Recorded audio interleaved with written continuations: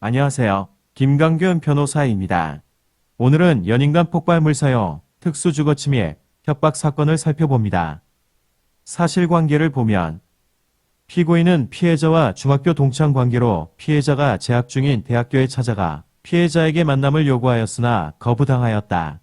피해자를 지속적으로 스토킹하던 중 피해자가 연락처를 변경하여 연락을 할 수 없게 되자 불만을 품었다.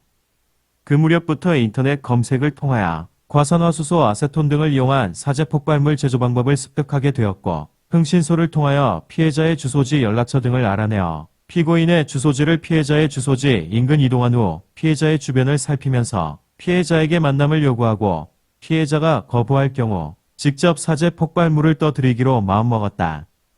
협박 부분을 살펴보면 피고인은 피고인의 휴대전화를 이용하여 피해자에게 너를 사랑하는 사람이다라는 문자 메시지를 전송하고 만날 수 있냐? 나 너 없으면 죽어. 나는 살아야 할 희망이 없는데 나 너 없으면 진짜 죽는다니까. 알았어 죽을게라고 전화하여 피해자가 만나주지 않으면 피해자의 신체나 생명에 해악을 가거나 종전과 같이 지속적인 스토킹을 통해 고통을 갈 듯이 피해자를 협박하였다. 폭발물 사용 특수주거침입 특수재물 손괴 부분을 보면 피고인은 피고인의 집에서 인터넷 쇼핑몰과 편의점 등을 통하여 구입한 각종 재료를 이용하여 사제 폭발물 제조하고 위와 같이 제조한 사제 폭발물 외에 2개의 예비용 폭발물을 추가로 제조하여 보관하였다. 피고인은 피해자가 거주하는 전주시 아파트 공동 현관문 앞에 이르러 위와 같이 제조한 위험한 물건인 사제 폭발물 1개, 예비 폭발물 2개를 가지고 그 안으로 들어갔다. 피해자 집의 초인종을 눌렀으나 인기척이 없자 그때부터 비상계단에서 피해자를 기다리면서 숨어 있다가 피해자의 친부와 마주치게 되었고, 이에 피고인은 피해자가 어디 있느냐고 말하였으나 피고인을 발견한 피해자의 동생이 112 신고를 하였다. 그러자 비상계단을 통하여 도망가면서 사제 폭발물 심지에 라이터로 폭발물을 붙여 터뜨려 폭발물 안에 들어있던 구슬이 튀어나와 그곳 계단실, 방화문, 유리창, 엘리베이터를 파손하여 수리비 218만 9천 원 상당이 되도록 손괴하였다. 이로써 피고인은 위험한 물건을 휴대하여 피해자의 주거에 침입하고 위험한 물건을 휴대하여 피해자와 입주민들의 공동재산을 손괴하였다. 법원은 위와 같은 범죄 사실을 모두 인정하고 피고인에게 징역 5년의 실형을 선고하였습니다. 재판부는 불리한 정상으로 피고인은 피해자 의사에 반하여 연락을 하고 만남을 요구하는 등으로 피해자에게 지속적으로 스토킹 피해를 가하다가 이 사건 각범행에 이르게 되었다. 피고인은 이 사건 각범행을 저지른 이전에 흥신소를 통하여 피해자 연락처 및 피해자 가족들의 연락처를 알아냈고 인터넷을 통해 폭발물 제조 방법을 습득하고서 스스로 제작하였는데 위 폭발물은 인근에 위치한 사람에게 중상해를 갈 수 있을 정도의 상당한 위력을 가졌던 것으로 보인다.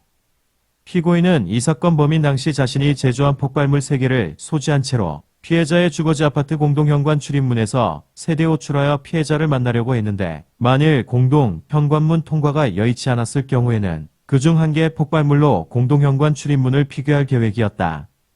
이와 같은 분명히 동기와 경위 수단과 방법, 위험성 등에 비추어 죄질이 매우 좋지 않다.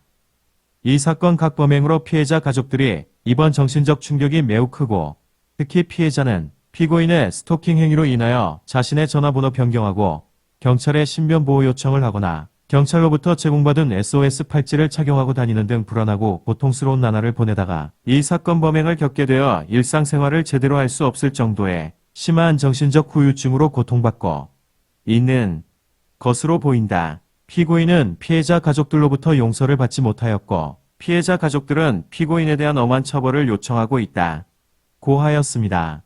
다만 유리한 정상으로 피고인이 이 사건 보면은 모두 인정하며 반성하는 태도를 보이고 있고 피고인은 편집조현병 진단을 받고 그때부터 수개월간 입원 치료를 받고 그 후로도 통원 치료를 받다가 임의로 중단한 병력이 있는데 피고인의 불안정한 정신 상태도 이 사건 발생에 어느 정도 영향을 미친 것으로 보인다.